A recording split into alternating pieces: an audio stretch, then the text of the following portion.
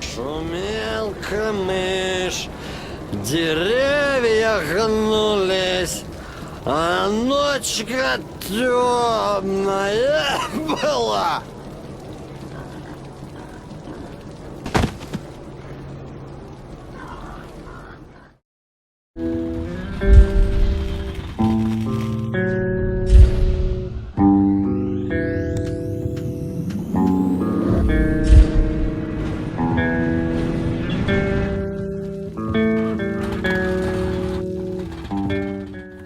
I'm terrified of Russia. Why? Because the only things I've ever seen of it are games like Metro 2033 and movies like The Chernobyl Diaries and Spies Like Us. Surprisingly enough, this doesn't make me want to stay away, this makes me want to go to Russia, so I can dash those irrational fears. I've checked things out on Google, yeah, but that's not really the same thing. I want to experience this largely misunderstood country for myself. But for now, I'll just have to settle for Metro Last Light, which, although set in the post-apocalypse and doesn't really represent Russia, is a pretty awesome game. Artyom, wake up, Artyom! It's me, Khan! Nightmares, eh? Metro Last Light follows Artyom, the protagonist from the last game, and is set 1 year after the events of Metro 2033. Artyom, now a newly appointed ranger, was thought to have wiped out the Dark Ones, but the existence of one prompts the rangers to send him and Anna, a sniper, out to capture it. Khan pleads with the rangers to refrain from killing it, as he believes that it will be much help to the survival of humankind, which is being threatened by warring ideologies, factions, and armies.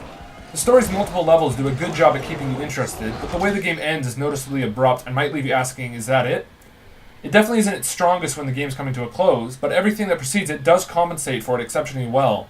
But let me make myself clear. The ending itself isn't poor, just the way it ends is. Of course, you might not even get the same ending as me, as small subtle choices throughout the game affect the way it ends. For instance, sparing a soldier's life by knocking him out instead of killing him will play a role in this.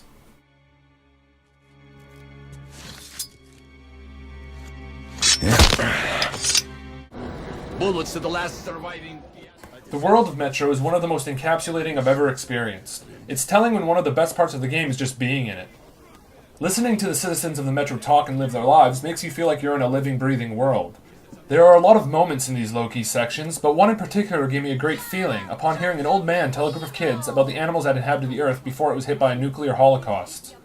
Although I see these animals every day, the way it played out made me feel like a child full of wonder and joy hearing about these things for the first time. It's attacking! No, Dad says it flaps its wings like this when taking off. And my dad saw lots of demons. We're right, Uncle Misha, this is a demon? Well, it's... alright, let it be a demon. But there used to be... The conversations held throughout the world definitely add to the immersion, but the actual gameplay is where that best comes into play. I played with no subtitles or crosshair and found myself getting really sucked into the world. I particularly admire the use of the gas masks, especially when you're in the midst of combat or splashing through a muddy area. Blood and dirt splash onto your mask, forcing you to wipe it off. In addition to this, the more you're attacked while wearing a mask, the more it cracks, and if it cracks too much, you'll need to find a new one to avoid suffocating. We'll maintain radio contact. And if you have second thoughts, don't worry, I'll do it.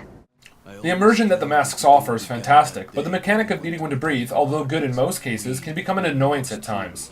At one point, I had run out of filters for my mask just as a checkpoint was being saved. This forced me to have to find a filter rather quickly. It took me several tries to retrieve one, and if one of those tries wasn't to experience a minor story moment, I would have missed it completely.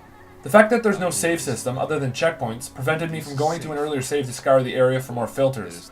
I'm not sure if this can actually break the game or not, as I eventually did find a filter in most cases, or just finish the chapter in time, but it does cause some unneeded stress. Shrugged and opened with a grinding sound, opening a road to hell for us, and a road into the Metro for the demons. The combat has improved a lot since 2033. With the addition of stealth kill prompts and a watch that lets you know if you're visible or not, playing the game stealthily is now a lot easier. As long as your watch's blue light isn't on, you won't be spotted unless you get too close to an enemy or are spotted by someone with a flashlight.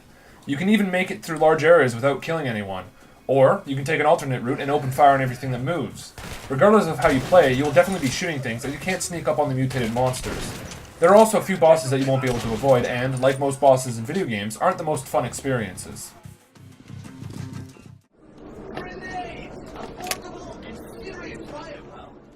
Speaking of shooting, guns can be customized in many ways. You can attach silencers, extended barrels, several different types of scopes, and laser sights to almost any weapon you find.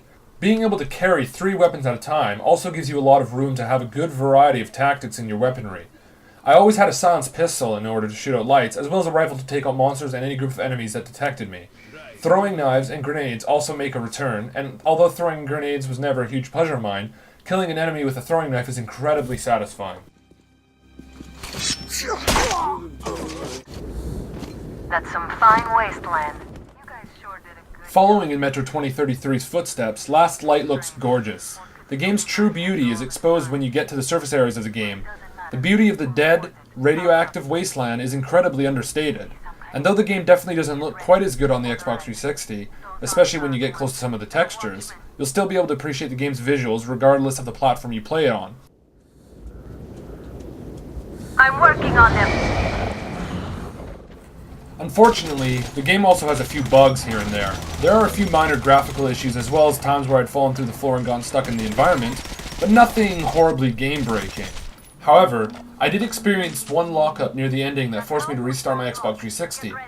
But thankfully, I didn't experience any lockups or crashes on the PC. In a genre that doesn't try to do anything quite as immersive or interesting, Metro Last Light stands out not in one way, but many. First off, its story, world, and gameplay are incredibly immersive. Secondly, the game gives the player some choice when it comes to tackling combat situations.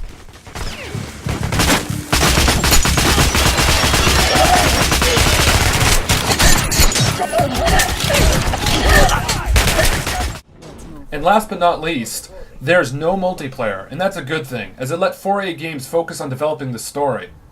Also, if there was some form of lackluster multiplayer, it would have soured my opinion on the game as a whole. That's a good sign, Rabbit.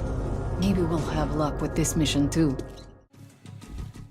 It's easy to look past Metro Last Light's issues because of the way it stands out, pulls you in, and immerses you into a post-apocalyptic world that is easy to fall in love with. It's also just a lot of fun to play, and in the end, that's what's going to matter most.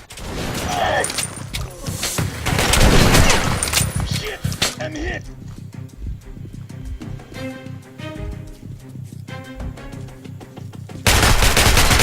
You got it!